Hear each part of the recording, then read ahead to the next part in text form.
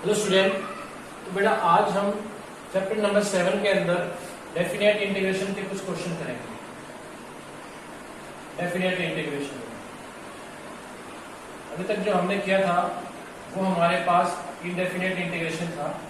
अब हम definite integration करेंगे। डेफिनेट इंटीग्रेशन में क्या होता है बेटा, देखिए ये a से b आपकी कोई लिमिट होती है किसी फंक्शन की, तो आप पहले इसका इंटीग्रेशन करेंगे इस फंक्शन का। मान लीजिए इसका इंटीग्रेशन f(x) है, f of x। फिर यहाँ पे आप लिमिट पुट करते हैं। लिमिट पुट करेंगे तो पहले अपर लिमिट पुट करेंगे, x की जगह b पुट किया, फिर माइनस का साइन लगाया, x की जगह a पुट किया, तो ये f of b minus f of a आएगा। जो ये वैल्यू होती है हमारी डेफिनेट वैल्यू होती है, इसीलिए इस इंटीग्रेशन को डेफिनेट इंटीग्रेशन बोलते हैं। ठीक है, जैसे क्वेश्चन नंबर 1 देखिए, सिंपल सा क्वेश्चन करते हैं। क्वेश्चन आपका क्वेश्चन नंबर 1, आपको इंटीग्रेशन करना है। लिमिट है -1 से 1, लिमिट -1 से 1 x + 1। काफी सिंपल क्वेश्चन है, देखिए। तो इसका पहले आप इंटीग्रेशन करेंगे, इसका इंटीग्रेशन करिए। x का इंटीग्रेशन क्या होगा, x²/2। 1 का इंटीग्रेशन हो गया x, जो अंदर क्वांटिटी है इसका इंटीग्रेशन किया, फिर आपने लिमिट रख दी। एक बार x को 1 रखिए, तो 1 रखेंगे तो 1 का स्केयर 1/2 + 1। यहाँ पे x को 1 रखा, फिर माइनस का साइन लगाइए, x को -1 रखिए, तो -1 का स्केयर 1 हुआ, 1/2 -1। ये आपके पास सिंप्लीफाई करेंगे, ये 3/2 आएगा, ये -1/2 आएगा। तो आपके पास आ गया 3/2 + 1/2। 3/2 + 1/2 4/2 हो गया, और 4/2 2 आता है। तो क्वेश्चन सोल्व हो गया। काफी सिंपल सा क्वेश्चन है, कोई बड़ा काम नहीं है, आप इसको इजीली सॉल्व कर सकते हैं। ऐसे ही आप क्वेश्चन नंबर 1 तो मैंने कर दिया, 2, 3 आप खुद कर लेंगे, क्वेश्चन नंबर 4 भी कर लेंगे। क्वेश्चन नंबर 5 में कर देता हूं। क्वेश्चन नंबर 5 देखिए, आपको इंटीग्रेशन निकालना है। cos x का लिमिट है 0 से π/2, तो ये 0 से π/2 लिमिट है। इंटीग्रेशन निकालना है cos 2x का। ये सिंपल सा क्वेश्चन है। cos 2x का इंटीग्रेशन आपको याद है कि sin 2x/2 होता है। cos 2x का होगा sin 2x/2। फिर इसकी लिमिट है 0 से लेकर π/2। फर्स्ट क्या करेंगे आप बेटा, x की जगह आप π/2 पुट करेंगे, ये 2 नीचे रह दीजिए। फिर माइनस x की जगह आप 0 पुट करेंगे। ये जब x की जगह 2 पुट किया तो देखिए ये 2 से 2 कैंसिल हुआ, तो sin π आ जाए, तो ये sin π/2। तो 2 से मल्टीप्लाई किया तो sin 0/2। sin π की वैल्यू आपको याद होगी 0 होती है। sin π 2π 3π 4π 5π सब 0 होता है। तो ये sin π, ये π/2 नहीं बेटा, sin π अलग है, 2 अलग है। जैसे अगर मैं इस फॉर्म में बोलूं तो ये 1/2 तो बाहर था, अंदर है sin π - sin 0, ऐसे लिख लीजिए। 1/2 तो बाहर है, ठीक है। अब ये 1/2 तो बाहर है, sin π की वैल्यू 0, sin 0 की वैल्यू 0, तो 0 आंसर मिल गया आप लोगों को। तो क्वेश्चन नंबर 5 का आंसर आपके पास 0। बहुत सिंपल क्वेश्चन था, आप इसको इजीली सॉल्व कर सकते हैं बेटा, ठीक है। तो ऐसे ही आप क्वेश्चन नंबर 6 और 7 कर सकते हैं। क्वेश्चन नंबर 6 और 7 आप खुद करेंगे। क्वेश्चन नंबर 8 देखिए बेटा। 8 में पहले मैं आपको एक फार्मूला बता दूं। अगर कभी भी आपको इंटीग्रेशन निकालना हो secant x का, इंटीग्रेशन ऑफ secant x, तो ये होता है आपका log of secant x plus tangent x। याद कर लीजिएगा, log of secant x plus tangent x। Integration निकालना हो cosecant x का, cosecant x का इंटीग्रेशन होता है log of cosecant x minus cot x। ये होता है प्लस में c। ये इसकी सेकंड फॉर्म भी होती है, मैं वो भी आपको बता दूं। देखिए, या तो इस फॉर्म में याद कर लीजिए, अगर इस फॉर्म में याद नहीं करते तो आप सेकंड फॉर्म में भी याद कर सकते हैं। उसको सिंप्लीफाई करके दिखाता हूं आप लोगों को। ये आपके पास log है, secant क्या होता है, 1/cos होता है। secant को 1/cos, tan को लिखा sin/cos। ये आपने लिख दिया, सी तो एज पढ़ा रहेगा, सीधा तो कोई रोल नहीं है। तो बेटा secant 1/cos होता है, tan sin/cos होता है, इन दोनों का एलसीएम cos आ गया, तो आपने cos x एलसीएम ले लिया। ये हो गया 1 + sin x, 1 + sin x। ये बेटा अब देखिए, ये log है 1 प्लस साइन एक्स का तो हमें फार्मूला आता नहीं है, लेकिन क्या कर सकते हैं, इसको चेंज कर सकते हैं, साइन को cos pi by 2 minus x, ऐसे ही cos को चेंज कर दो sign pi by 2 minus x, ये चेंज कर देना। ये क्यों किया अभी आपको माइंड में चला जाएगा।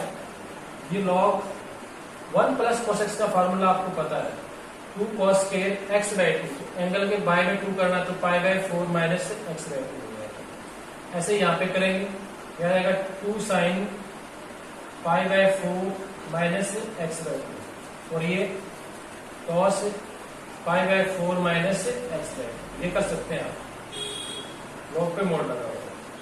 ठीक है भाई, ये 2 से तो 2 कैंसिल हो गया, एक cos की पावर कैंसिल हो गई, तो जो आपके पास ये आ गया बच के, ये आ गया log ऑफ, ये मिला cos pi by 4 minus x by 2, cot लिख लो, cos बाय साइन है तो cot लिख लेते हैं, log cot pi by 4 minus x by 2, ये मिला बेटा।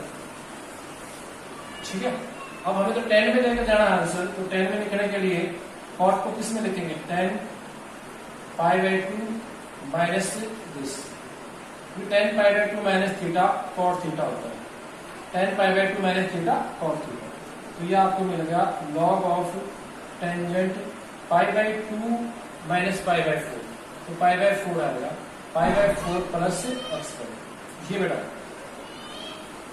ये डायरेक्ट आप याद कर सकते हैं, यानी कि इसकी वैल्यू आप क्या लिख सकते हैं, या तो ये लिख लीजिए या आप ये लिख लीजिए log tangent pi by 4 plus x by 2, ये लिख लीजिए। इन दोनों में से कोई वैल्यू लिख लें, आपके ऊपर डिपेंड करता है। तो सीकेंट एक्स का इंटीग्रेशन है log secant x plus 10x या is equal to log 10 pi by 4 plus x by 2, ये आप कर सकते हैं। क्लियर?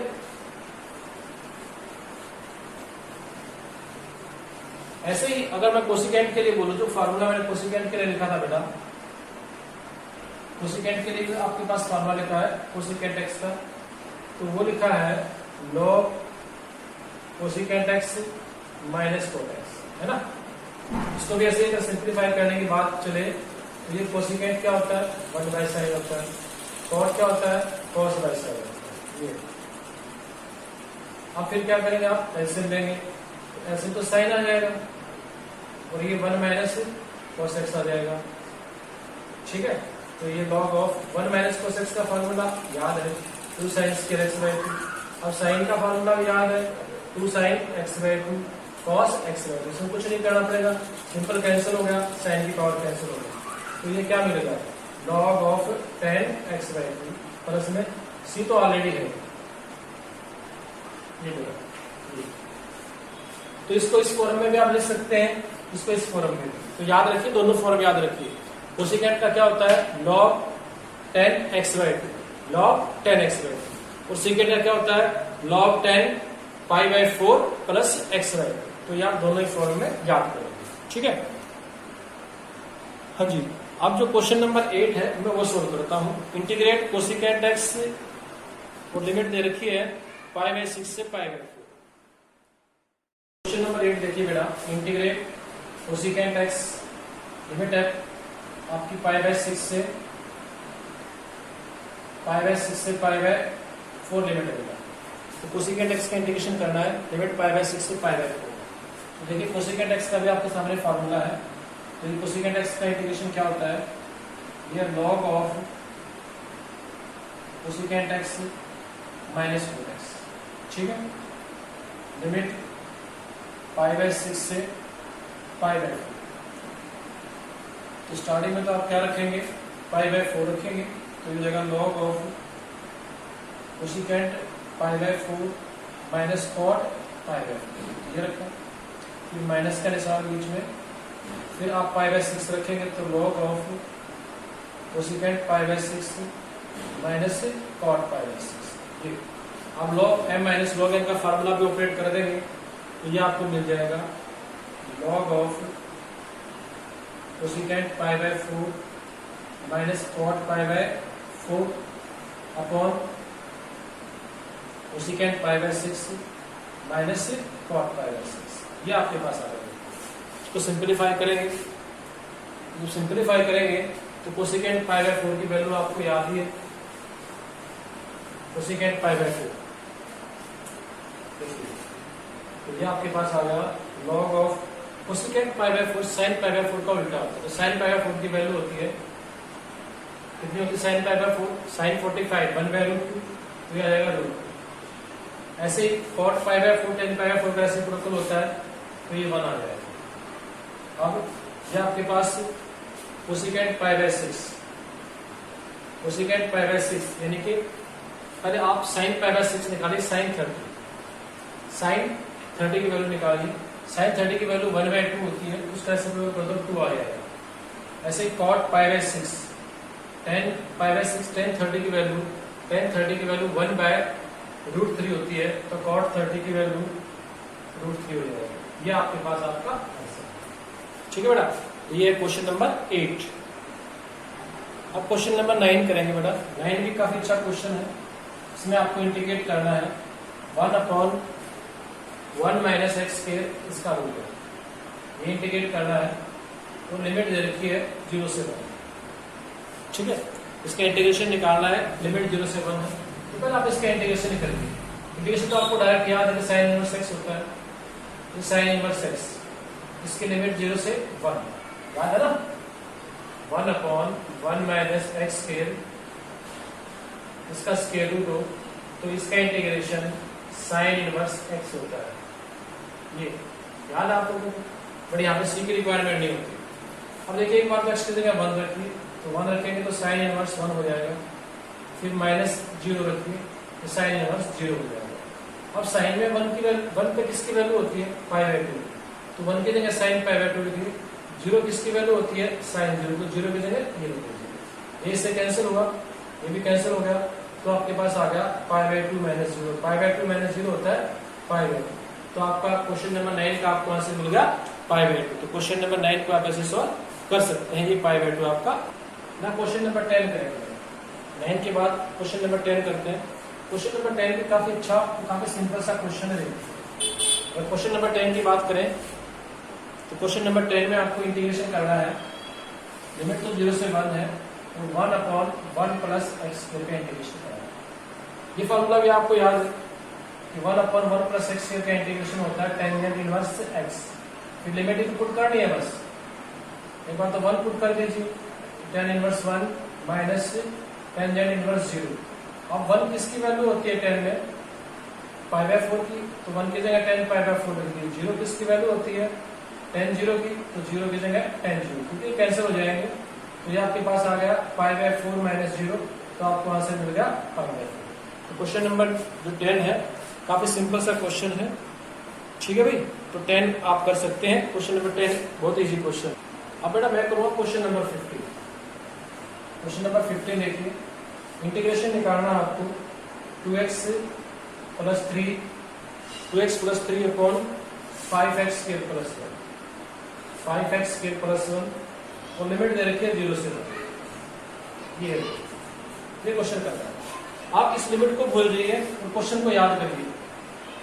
अगर आप इस लिमिट को भूल जाएं और क्वेश्चन को याद करें तो कुछ याद आ जाएगा।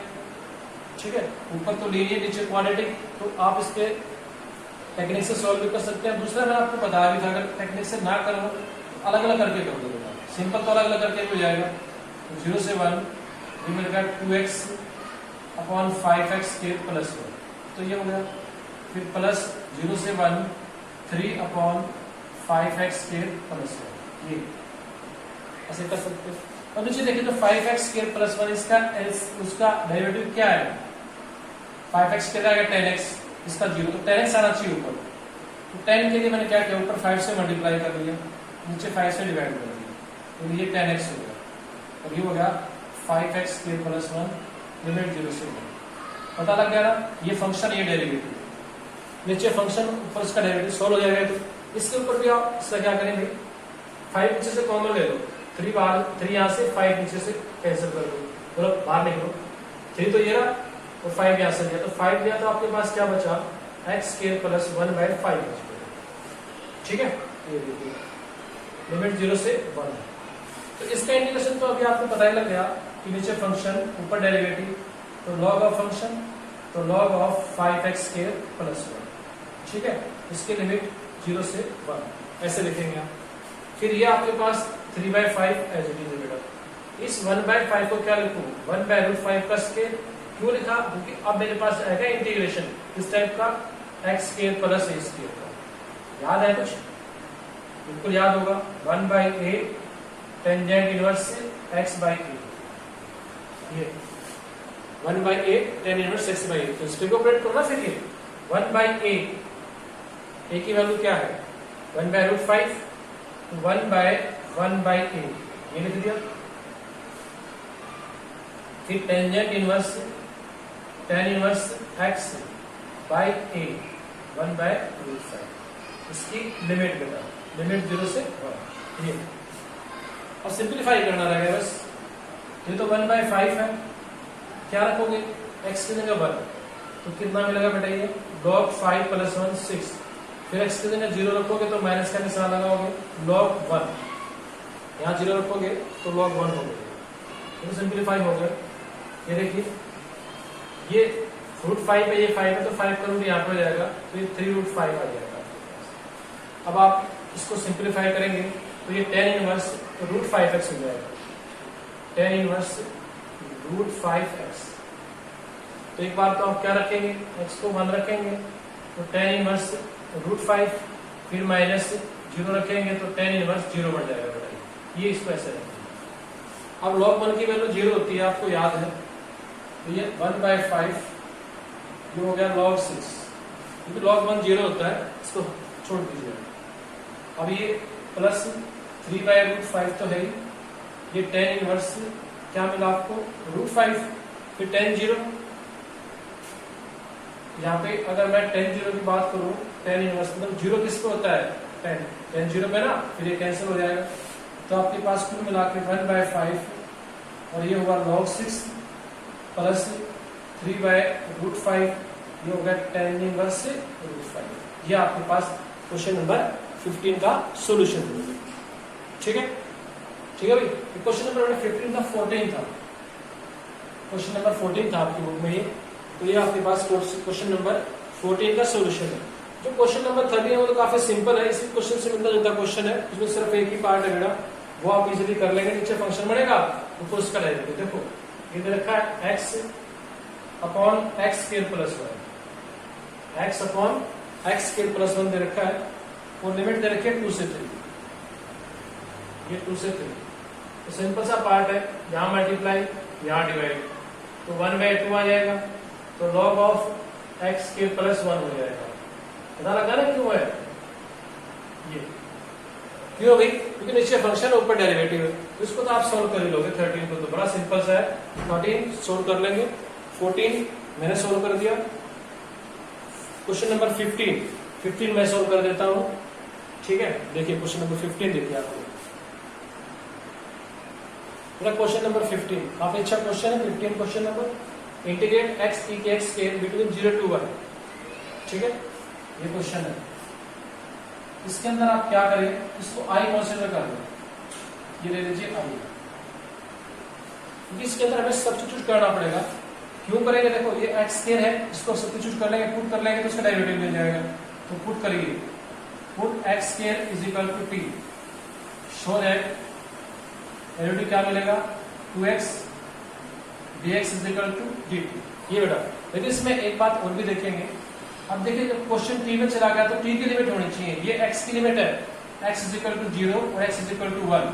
तो when x is equal to 0, जब x 0 होगा तो t भी 0 होगा, एंड व्हेन जब x 1 होगा तो t की वैल्यू भी 1 आएगी। x को 0 रखोगे तो t 0, x को 1 रखोगे तो t भी 1। पूरा कंप्लीट क्वेश्चन t में चला गया, इसलिए हमने t की लिमिट निकाली तो 0 से 1 आ गई। अब जो i कन्वर्ट होगा वो किसमें होगा, t की लिमिट 0 और 1, x की वैल्यू सॉरी, तो यहां से x से dx की वैल्यू आ जाएगी dt/2, x dx dt/2, यानी कि ये टर्म और ये dt/2 हो जाएगी। e की x के x की जगह t रखा, ये dt/2 हो गया। तो कंप्लीट क्वेश्चन t में चला गया, 1/2 को बाहर कर दीजिए तो e की t dt हो गया, लिमिट 0 से 1। अब e की t का इंटीग्रेशन, e की t का इंटीग्रेशन e की t, और लिमिट क्या है 0 से 1। तो एक बार तो यहाँ पे t की जगह 1 रख दो, फिर एक बार t की जगह 0 रख दो, तो ई की 1 तो ई होता है और ई की 0 1 होता है, तो ये आपको आपका आंसर मिलेगा। क्वेश्चन नंबर 50 सब्स्टिट्यूट किया, कंप्लीट क्वेश्चन को हमने टी में चेंज किया, तो लिमिट को भी हमने टी में चेंज कर दिया। इसके बाद हमने सोल्व किया, तो क्वेश्चन काफी सिंपल था। तो ये था क्वेश्चन नंबर 15 में। नाउ क्वेश्चन नंबर 16 में। ठीक है, क्वेश्चन नंबर 16 में बेसिक तो क्या है, मैंने बताया था जब आप इंटीग्रेशन में सोल्व करेंगे, इस 5 को तो भारी कर दो, चलता कर दो, कोई रूल नहीं है, 5 कर दो, ये देखिए ये हो गया। तो आप एक बार डिग्री चेक करेंगे, ऊपर डिनोमिनेटर की डिग्री भी 2 है और डिनोमिनेटर की डिग्री भी 2 है, तो क्या करेंगे, पहले आप डिवाइड करेंगे। डिवाइड तो कैसे, बच्चों की तरह डिवाइड करेंगे, x square plus 4x plus 3, तो 1 पे जाएगा। क्या लिखा, x square plus 4x plus 3, sine change किए तो माइनस 4x माइनस 3 आएगा। जो आपने डिवाइड किया तो क्या आपके पास बेटा, क्वोशेंट फिर प्लस रिमाइंडर, ये by divided x square plus 4x plus 3, तो ऐसे सॉल्व करेंगे। अब देखिए, इसको अगर चाहे तो आप पार्शियल फ्रैक्शन से कर सकते हैं, दिखाता हूं करके पार्शियल फ्रैक्शन से। 1 से 2, ये 1 से, ठीक है, 1 से 2 लिमिट है, ये 1, ये 4x प्लस 3, इसके फैक्टर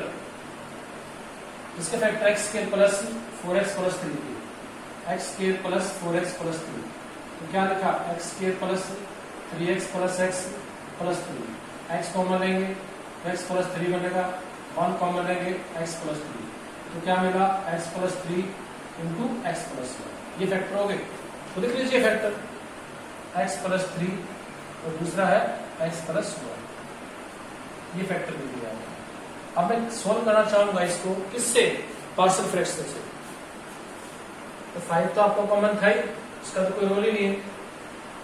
ये 1/2, 1 से 2 लिमिट 1, x को माइनस रखेंगे 3, रखो -3, तो कितना आएगा, -12 प्लस 3, तो माइनस का 9, यहां रखेंगे नहीं, ये as it is x plus 3 as it is, यहाँ पे -3 रखोगे तो ये माइनस का 2 आ जाएगा, -3 प्लस 1 माइनस 2, फिर बीच में प्लस का साइन लगा, x को -1 रखेंगे तो -4 प्लस 3, तो -1 आ जाएगा, फिर यहाँ पे x को -1 रखेंगे तो -1 प्लस 3, ये 2 आ जाएगा, तो ये x प्लस 1 है। ये तो डायरेक्ट पार्शियल फ्रैक्शन बेटा, कुछ दिमाग में घुसा, ये पार्शियल फ्रैक्शन का टॉपिक क्या था, उसके अंदर डायरेक्ट पार्शियल फ्रैक्शन आप ऐसे कर सकते हैं।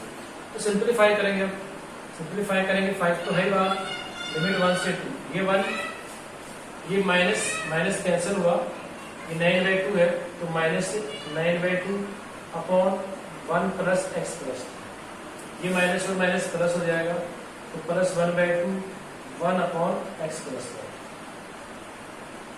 ये बेटा।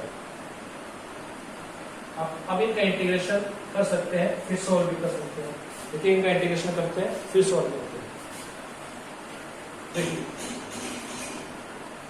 तो 5 तो है ही, जरा 5 तो, उसके बाद 5 को तो बाहर लीजिए, 1 का integration x minus 9/2 as it is, 1/x plus 3 का log x प्लस 3, ये फिर plus 1/2 as it is, 1/x plus 1 का log x प्लस 1, ठीक है। और लिमिट क्या है, 1 से 2, एक बार x को 1 रखेंगे, 1 रखेंगे तो क्या आएगा, ये देखते हैं, 5 तो बिल्कुल ही कॉमन ले लो, x को 1 रखा तो 1 माइनस 9/2, ये हो गया log 4 हो गया, ठीक है, हाँ जी। यहाँ पे 1 रखेंगे तो ये 1/2 है, और ये log 1 प्लस 1 2 मिल गया, फिर माइनस का निशान लगा बीच में, फिर x को 1 रखा जाएगा, सॉरी पर x को 2 रखा होगा, पर x को 2 रखेंगे, अपर लिमिट रखेंगे पर 2, तो ये आया 2 माइनस 9/2 log 2 प्लस 3 5 हो गया, फिर प्लस 1/2 log 2 प्लस 1 3 हो गया।